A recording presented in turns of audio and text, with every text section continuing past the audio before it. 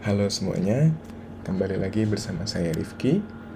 Pada video ini saya akan menjelaskan bagaimana cara membaca hasil analisis dari aplikasi Epitomi. Nah, jadi pada video sebelumnya saya sudah menjalankan analisis 16S metagenomic menggunakan workflow 16S yang ada di Epitomi. Dan ini sekarang hasilnya sudah selesai. Ya, runtime-nya hanya 3 menit di komputer ini. Jadi semua prosesnya sudah selesai dan statusnya sekarang sudah completed. Oke. Nah, untuk masuk ke halaman ini kita masuk ke result aja, terus pilih analisis yang sudah kita lakukan. Ya, jadi ini yang sudah saya lakukan. Oke, untuk melihat hasilnya kita masuk ke halaman reports di sini. Oke, di sini ada penjelasannya, workflow 16S sequencing report. Kemudian read summary ini menunjukkan kualitas read, panjang read, dan juga yield berdasarkan panjangnya. Nah, di sini data yang ditampilkan adalah data per sampel. Jadi kalau kita melakukan analisis multisampel seperti yang saya lakukan kemarin, itu kita bisa memilih sampelnya di sini. Jadi di sini ada 4 sampel yang sudah saya lakukan analisis. Di sini akan ditampilkan barcode-nya. Nah, jadi di sini misalkan BC002, kemudian misalkan saya mau lihat yang BC004, tinggal pilih seperti ini. Nah, kemudian di sini read quality-nya ini sangat bagus ya, min dan mediannya 30. Bahkan kalau kita lihat memang semuanya ada di 30. Ini tidak realistis karena memang ini data yang saya dapatkan itu data dari ONT dan juga merupakan mock data. Jadi mungkin sudah diatur sedemikian rupa supaya data quality-nya seperti ini. Pada prakteknya pasti teman-teman juga sudah lihat data masing-masing. Itu biasanya dengan ONT nggak akan sampai di 30 ya. Biasanya itu di 15 sampai 20 atau bahkan ada yang 10 sampai 20. Gitu. Kemudian untuk panjangnya ini bisa kita lihat karena ini kita Amplicon 16S, panjangnya itu kan sekitar 1,5 KB ya, atau 1500 base pair. Nah, bisa dilihat di sini memang puncaknya ada sekitar 1,5 lebih ya. Kemudian grafik yang ketiga ini adalah base yield above read length. Jadi maksudnya berapa output atau yield yang dihasilkan atau jumlah basa yang dihasilkan untuk setiap panjang reads. Jadi maksudnya bisa dilihat di sini yang sumbu X-nya ini read length dalam KB, sedangkan yang sumbu Y-nya ini adalah yield dalam gigabasa. Nah, jadi total yield-nya ini ada 0,34 gigabasa. Ya, di sini panjang minimalnya adalah 0,8 atau 800 KB. Jadi misalkan di titik ini, nah ini di titik 1,5 KB, yieldnya 0,297. Jadi kalau kita cut off panjangnya di 1,5 KB, itu tetap jumlahnya masih banyak, masih di 0,297. Nah, ini ada penurunan tajam ya di sekitar 1,6. Artinya setelah 1,6 tidak banyak lagi data yang ada, sehingga yieldnya ketika kita potong di sini itu sangat kecil. Nah, ini grafiknya interaktif ya, jadi bisa dimain-mainkan. Jadi defaultnya ini dia ada di posisi pen namanya, yang tanda panah 4 ini. Nah, ini untuk kita geser-geser seperti ini. Kalau yang kita pilih bawahnya, ini adalah untuk zoom in dengan cara kita klik and drag. Ya. Jadi pilih area yang mau kita zoom, terus lepas, nah seperti ini. Kalau mau zoom out, kita double klik. Oke. Yang bawahnya ini zoom juga, tapi dengan cara scroll. Jadi kalau kita klik ini, kemudian kita scroll, nah ini bisa zoom in, zoom out. Kemudian ada tombol ini untuk save, jadi untuk save gambar grafiknya, dan yang bawahnya ini untuk reset balik lagi ke posisi awal. Ya, seperti itu. Kemudian ada yang terakhir, ini adalah untuk hover atau melihat data ketika kita mengarahkan kursor ke grafiknya. Jadi seperti tadi, ketika kita dekatkan seperti ini, muncul hitungannya. Atau kalau di data yang ini tadi muncul read length dan yield-nya. Kalau ini kita nonaktifkan, ini tidak ada. Oke. Kemudian section selanjutnya adalah number of reads atau jumlah reads dari masing-masing sampel. Nah, yang perlu digarisbawahi adalah ketika kita melihat jumlahnya, ini dibilang adalah jumlah setelah di-apply read length dan quality filter. Jadi jumlah reads-nya ini setelah ada filter read length, yang mana kita lakukan kemarin itu 800 sampai 2000. Kemudian quality filternya yang kemarin kita batasin di minimal 10. Jadi setelah itu baru dihitung read count-nya. Tapi ini sebelum dilakukan filter di tools klasifikasinya. Jadi sebelum filter di Kraken, kalau kita menggunakan Kraken, atau filter di Minimap ketika kita menggunakan Minimap. Nah, jadi di sini ditampilkan untuk tiap sampel jumlah reads-nya berapa, kemudian yang unclassified atau unmapped berapa, dan persentase yang unclassified atau unmapped itu berapa. Jadi istilahnya unclassified itu kalau kita pakai Kraken, ada reads yang tidak berhasil diklasifikasi. Sedangkan kalau kita pakai Minimap, karena prinsipnya adalah alignment, itu kalau ada yang nggak berhasil disebutnya itu unmapped. Sebenarnya sama aja. Intinya nggak diketahui dia spesiesnya atau taksanya apa. Oke. Nah, karena perbedaan filter tadi ini adalah dilakukannya sebelum filter di Kraken atau di Minimap-nya, maka jumlahnya akan berbeda dengan di plot bawahnya, yaitu di grafik lineage ini. Jadi ini contohnya di sampel BC001 ya. Ini kan harusnya 475.900 sekian. Yang unclassified itu cuma 900. Jadi harusnya masih di 475 depannya ya. Tapi di sini dilihat cuma ada bakteria di sampel ini yang jumlahnya itu 471.000. Jadi ada 4.000 yang difilter sebelum masuk ke sini. Oke. Ya, jadi grafik lineage ini untuk menunjukkan klasifikasi reads pada setiap ranking taksa. Jadi di sini defaultnya itu rankingnya sampai tahap ordo, ya, Bacillales, Lactobacillales. Kalau kita mau lanjutkan, misalkan sampai tahap family, bisa. Oke. Atau sampai tahap genus juga bisa. Ya, spesies pun bisa karena kita pilih ketika melakukan analisis itu kita pilih sampai spesies ya. Ya, ini bisa kita zoom out supaya lebih jelas.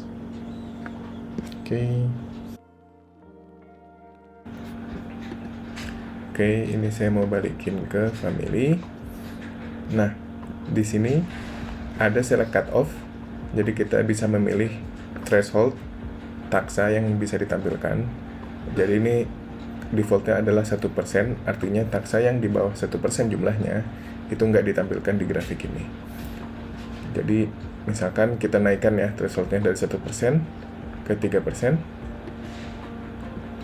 Nah, beberapa taksa hilang, jadi lebih simple grafiknya. Ya, coba perhatikan tadi di 1%.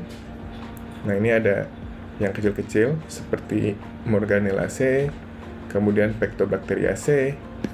Tapi ketika kita naikkan cut off-nya di 3%, dua taksa tersebut hilang. Gitu. Ini untuk visualisasi aja. Untuk datanya sebenarnya semuanya ada, baik yang persentasenya besar maupun yang kecil.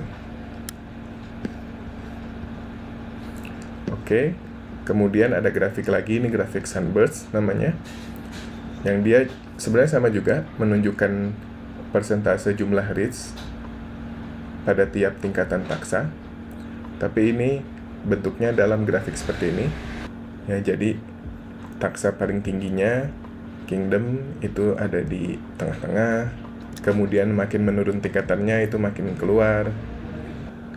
Dan dari warnanya ini menunjukkan jumlah reads yang terklasifikasi ke taksa tersebut. Jadi di sini ada legendanya nih. Jadi makin tinggi alias makin banyak reads-nya, itu warnanya makin biru, makin rendah itu makin hijau. Jadi di sini bisa lebih kelihatan per taksanya. Jadi misalkan ada Bacillacea di sini ya. Ada famili Bacillacea. Kemudian yang paling dominan dari famili tersebut itu adalah Bacillus. Dan yang paling dominan dari genus Bacillus itu adalah Bacillus mohavensis, seperti ini. Jadi tinggal diarahkan aja kursornya, nanti muncul keterangan lengkapnya ya. Seperti itu. Ini juga bisa di save, bisa restore balik ke gambar awal, bisa lihat datanya dan zoom reset. Seperti itu. Nah, kemudian selanjutnya adalah taksonomi, yang mana ini menampilkan, kalau saya bilangnya biasa taksa bar plot ya. Jadi plot batang untuk masing-masing sampel yang menunjukkan komposisi taksa pada sampel tersebut apa saja. Jadi di sumbu X-nya ini adalah sampel BC001, 002, 003, 004. Kemudian sumbu Y-nya ini relative abundance. Jadi maksimum di 100, minimum di 0, karena dia di sini dalam bentuk persentase ya, karena dia relatif. Nah, di sini sekarang tingkatannya filum ya, jadi bisa dilihat di BC001 dan 004 itu hampir semuanya dari filum Bacillota. Sedangkan di BC002 dan 003 ada Pseudomonadota yang lebih dominan. Nah, kita bisa ganti levelnya. Kita mau lihat dari tingkatan ordo. Nah, ini bisa lebih terlihat lagi perbedaannya. BC001 dan 004 masih mirip, sedangkan 002 dan 003 juga relatif mirip dari segi komposisi bakteri dalam level ordo. Ya, kemudian mungkin kita mau lihat lebih detail lagi di level genus. Nah, di sini mulai lebih terlihat lagi komposisi secara detailnya. Dan ini juga ketika kita mau running, itu kan kita pilih juga ya berapa taksa yang ditampilkan dalam taksa bar plot. Nah, ini muncul di sini.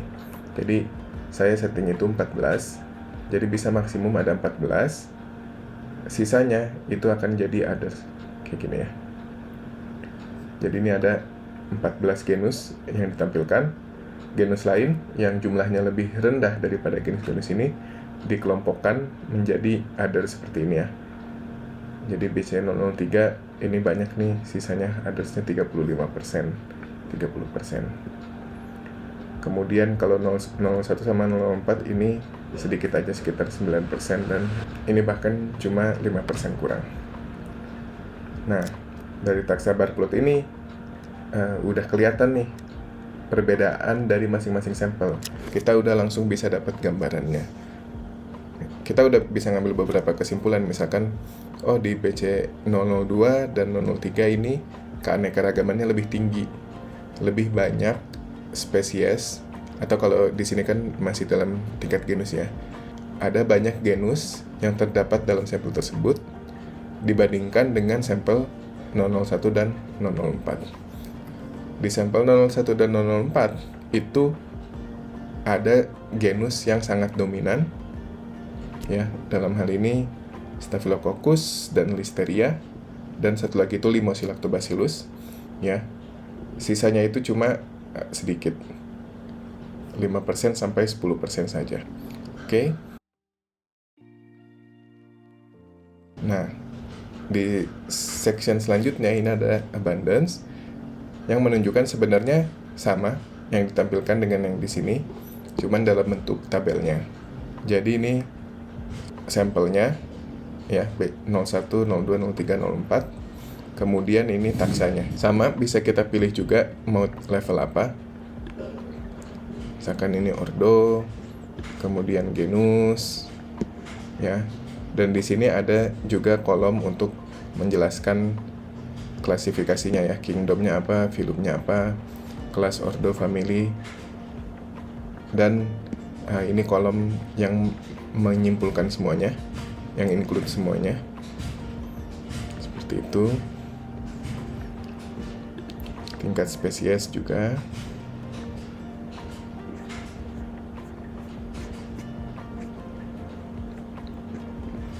Nah, sebenarnya permasalahannya di tabel ini adalah dia tidak menampilkan taksa yang tidak terklasifikasi. Jadi maksudnya gini, misalkan kita pilih tingkatannya spesies nih. Yang ditampilkan di sini hanya rates yang terklasifikasi sampai spesies saja. Jadi kalau klasifikasinya mentok di genus misal, dia tidak bilang rates ini terklasifikasi ke genus tapi nggak tahu spesiesnya apa, atau genus apa tapi unclassified species. Itu tidak dimasukkan di sini, justru malah dibuang gitu. Nah, itu sebenarnya kalau menurut saya itu data yang sangat berguna. Jadi misalkan di sini ada Streptomyces ceonanensis sama Streptomyces liangsanensis. Ada satu lagi Subrutilus, ya, ada 3. Kalau dari tabel ini doang kita tahu, oke, ada 3 Streptomyces di sini. Tapi jangan-jangan ternyata ada Streptomyces lain yang terklasifikasi sampai Streptomyces nih, tapi kita nggak tahu spesiesnya, tidak terklasifikasi sampai spesies, tapi nggak dimasukkan di sini. Itu bisa jadi misleading. Karena kalau ada, kan kita bisa tahu, oh mungkin database kita kurang lengkap, atau misalkan ini mungkin spesies Streptomyces yang baru, atau dari spesies lain tadi yang tidak ada di database sehingga tidak terklasifikasi. Seperti itu. Oke, jadi itu untuk keep in mind aja. Sebenarnya bisa kita ambil datanya nanti dari filenya langsung. Itu bisa kita olah supaya dapat klasifikasi, saya bilangnya last taxa, ya. Jadi kalau taksanya sampai genus, ya udah sampai genus. Kalau sampai spesies. Kalau cuma sampai family, ya udah sampai family, tapi semuanya ditampilkan gitu, ya. Jadi kalau ini sampai spesies, ya udah semua yang sampai spesies, yang nggak sampai spesies dibuang. Nah, itu yang menurut saya kurang bagus. Oke, ngomongin keanekaragaman tadi, di sini langsung ada perhitungannya. Ya, di sini ada alpha diversity atau menunjukkan keragaman di dalam suatu sampel tersebut. Ada banyak indeks alpha diversity. Mungkin yang sering dipakai adalah richness dan Shannon, dan Simpson juga kadang masih lumayan dipakai. Kalau yang lain ini lumayan juga sih ini Fisher's effective number of species dan evenness, ya, atau kesetaraan. Mungkin teman-teman bisa cek video saya tentang diversity, alpha diversity, ada beta diversity juga, untuk lebih jelas apa sih yang dimaksud dengan diversity. Nah, tadi ingat dari observasi awal di taksa barplot, saya bilang bahwa 002 dan 003 itu punya keanekaragaman yang lebih tinggi daripada 01 dan 04. Ya. Ini tergambar di sini ya. Jadi dari Shannon Diversity Index-nya dia 4,6, 4,4, sedangkan 01 itu di 3,2, 04 itu di 2,9. Ya. Jadi sebenarnya kita bisa udah dapat gambaran sebelum kita melakukan perhitungan diversity-nya. Ya, dari richness-nya juga ini jauh ya, 760-an, sedangkan yang 01 itu 530, 04 itu 271. Oh ya, ini tabel-tabelnya bisa kita ekspor ke CSV untuk kita olah lagi ya, kalau mau diolah lagi. Ya, sama yang sebelumnya juga. Jadi kalau kita klik, nah dia muncul dialog untuk save filenya, mau save di mana. Oke. Nah, kemudian selanjutnya ini adalah data-data pendukung. Jadi di sini adalah software version. Jadi software-software yang digunakan dalam pipeline ini itu versi berapa. Ini penting untuk reproducibility. Jadi kalau misalkan kita mau ulang lagi analisisnya dengan sampel yang lain supaya bisa dibandingkan, atau kita ada peneliti lain yang mau coba lagi analisis lagi datanya, mereka perlu tahu juga ini software versi berapa supaya bisa mencocokkan datanya sama atau enggak, seperti itu. Dan ini kalau untuk publikasi juga pasti bakal ditanya software yang digunakan apa dan versinya berapa. Oke. Kemudian di sini data parameter workflow-nya. Jadi basically apa yang kita input ketika kita melakukan analisis, ya, yang kemarin sudah kita bahas banyak. Jadi file FASTQ-nya ada di mana, kemudian nah ini maksimum panjangnya, minimum panjangnya, minimum quality, dan seterusnya. Ini basically semua yang kita pilih kemarin.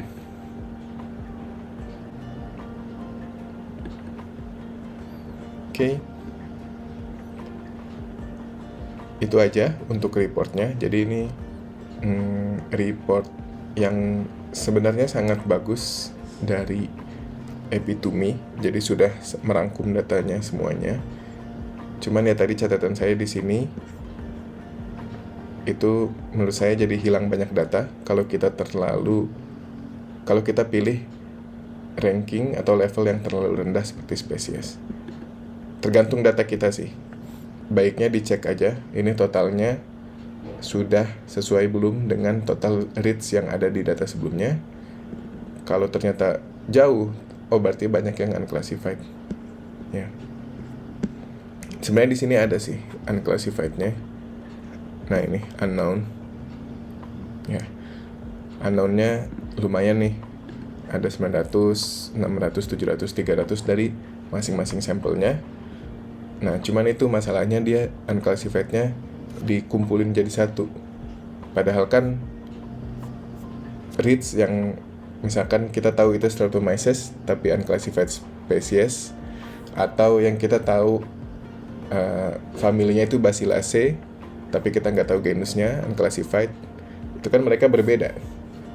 Kita udah dapat info sampai genus, kita udah dapat info sampai family misal, kenapa dihilangin lagi gitu infonya.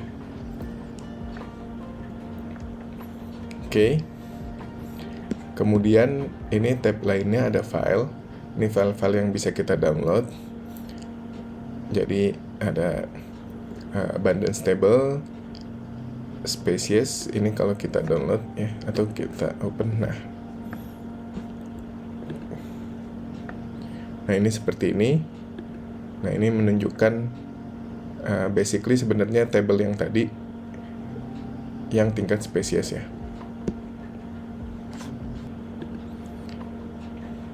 Kemudian ada folder Bracken, ini outputnya atau reportnya Bracken untuk masing-masing sampel. Nah ini untuk klasifikasi dari Bracken. Jadi Bracken itu seperti tools tambahannya di Kraken yang khusus mengklasifikasi pada level spesies. Dia lebih detail daripada Kraken, sehingga dia bisa menambahkan reads yang tadinya unclassified di Kraken bisa diklasifikasi lagi. Seperti itu. Jadi makanya di sini ada added reads atau jumlah reads yang ditambahkan oleh Kraken. Kemudian kita balik ke output. Nah, ini execution, ini lebih ke metadata ya, untuk data runningnya. Nah, Kraken 2 ini report dari Kraken 2-nya ya, jadi sebelum masuk Kraken. Nah, kalau di file ini kita bisa dapat datanya, misalkan di tingkat genus nih, Staphylococcus. Ya, ini ada data totalnya. Ya, jadi di sini ada jumlah reads yang terklasifikasi ke Staphylococcus ya, yang 198 ini. Dan yang 123 ini adalah reads yang terklasifikasi cuma sampai Staphylococcusnya. Jadi kalau yang di sini total semuanya termasuk yang di bawah-bawahnya, jadi kayak Staphylococcus aureus, auricularis dan seterusnya. Sedangkan kalau yang ini benar-benar dia tidak terklasifikasi ke tingkatan bawahnya, hanya sampai Staphylococcus saja. Nah, kita bisa ekstrak data ini kalau kita tadi ingin mendapatkan data Las taxa ya. Oke. Kemudian balik lagi ke output. Ini data untuk parameter yang kita input ketika kita melakukan running. Kemudian ada folder read assignment di sini, yang mana ini adalah menunjukkan klasifikasi setiap reads pada setiap sampel. Itu dia apa klasifikasinya. Jadi per line-nya ini adalah satu reads ya. Dan ini klasifikasinya. Misalkan di sini berarti dia terklasifikasi sampai family Staphylococcaceae. Sedangkan genus dan spesiesnya ini unclassified. Ya. Ini bisa juga kalau kita mau melakukan analisis yang lebih dalam lagi, ya, bisa kita ekstrak data ini. Jadi benar-benar dapat semua informasi per reads-nya. Seperti itu. Tapi kalau mau yang lebih ringkasnya tadi di Kraken dan Braken report. Oke. Kemudian version TXT ini memberikan informasi versi dari tiap softwarenya, ya. Dan wf16s report.html ini adalah file yang menampilkan report ini. Jadi kita save dalam bentuk HTML, kemudian bisa kita buka di browser. Nah, ini bakal menampilkan seperti ini termasuk grafik-grafiknya. Nah, kemudian ada tab viewer, ini untuk kita melihat hasil map. Jadi karena kita melakukan klasifikasi menggunakan Kraken yang mana tidak melibatkan mapping atau alignment, jadi tidak ada data yang bisa dilihat. Jadi kalau ada kita melakukan analisis yang melibatkan mapping, itu kita bisa lihat mappingnya di sini menggunakan IGV. Jadi di Epitome bisa terintegrasi IGV yang bisa kita lihat misalkan mapping tiap reads-nya ke reference genome. Gitu. Kemudian terakhir itu adalah log next flow-nya.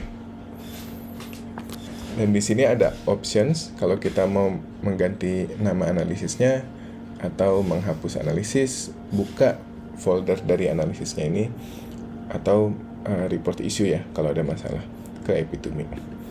Oke, jadi itu saja untuk video hari ini. Semoga bermanfaat. Sampai ketemu di video selanjutnya.